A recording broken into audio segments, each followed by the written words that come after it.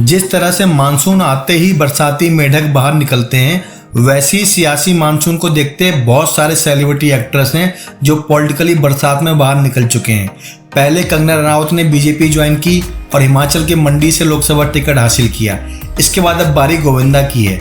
गोविंदा करीब 14 साल बाद चुनाव में वापस लौट रहे हैं और राजनीति में वापस से कमबैक कर रहे हैं। मजे की बात है कि वही गोविंदा हैं जिन्होंने 2009 में कसम खाई थी अब वो कभी राजनीति नहीं करेंगे, बिकॉज काफ़ी फजीयत करवा चुके हैं। इससे पहले वो उत्तर मुंबई से चुनाव लड़ चुके थे और राम नाईक को हराकर बहुत बड़ा रिकॉर्ड कायम किया था।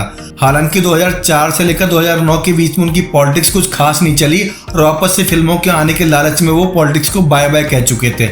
अब करीब 14 साल बाद वो लौटे हैं एकनाथ शिंदे, जो कि महाराष्ट्र के मुख्यमंत्री हैं, उनके साथ। और एकनाथ शिंदे की लीडरशिप में जो शिवसेना है, उनकी तरफ से कहा जा रहा है कि मुंबई की उत्तर पश्चिम सीट से वो लोकसभा चुनाव लड़ सकते हैं और उद्धव ठाकरे की टीम वाले मेंबर को अपोजिशन के तौर पर टक्कर देंगे। जब मौका राजनीति में वापसी का हो तब दो बातें सामने आती हैं। पहली बात है कि दूध का जला छाछ को फूंक कर पीता है। गोविंदा फिर भी वही गलती करने को आमादा हैं, तो देखते हैं इस बार उनका फ्यूचर क्या होगा। दूसरी बात यह कि लौट के बुद्धू घर में आने वाली कहावत भी गोविंदा पर लागू होती है। गोविंदा ने बहुत कस्में खाई थी, बहुत कान पकड़े थे, राजनीति से तौबा की थी, लेकिन करीब 14 साल का वनवास काट के गोविंदा वापस राजनीति के क्षेत्र में उतर चुके हैं और अपनी सारी कस्में भूल चुके हैं। इससे पहले उनके क्षेत्र में काफी विरोध हुआ था, बिकॉज पॉपुलैरिटी के दम पर राम नाईक को हराकर वो जीत तो गए थे बट अपने क्षेत्र में काम नहीं कर रहे थे। बहुत अंधविश्वासी हैं गोविंदा मिजाज से और काम बहुत कम कर रहे थे, इसीलिए उनके क्षेत्र में काफ़ी बार उनकी फजीयत हुई और इसीलिए उन्होंने राजनीति से तौबा की थी। लेकिन लगता है कि फिल्मों में काम प्रॉपर मिला नहीं, उनको गुटबंदी में किसी ने शामिल किया नहीं और उनको किसी ने बता दिया होगा कि पॉलिटिकल सेटअप रहेगा तब आप कोई बात अपनी मजबूती से रख पाएंगे। इसी सोच के साथ वो वापस से शामिल हुए शिवसेना में और महाराष्ट्र के मुख्यमंत्री की तारीफें खुलकर करते हैं। उनके अकॉर्डिंग महाराष्ट्र के मुख्यमंत्री एकनाथ शिंदे ने मुंबई को बहुत ही खूबसूरत बना दिया है और उनको मौका मिलेगा तो वो कला संस्कृति के क्षेत्र में काम करेंगे। इतना ही नहीं, मुंबई में एक बहुत बड़ी फिल्म सिटी बनाने का आइडिया लेकर गोविंदा आए हैं। अब वो अपने आइडिया में कितने कामयाब साबित होते हैं ये तो आने वाला वक्त बताएगा।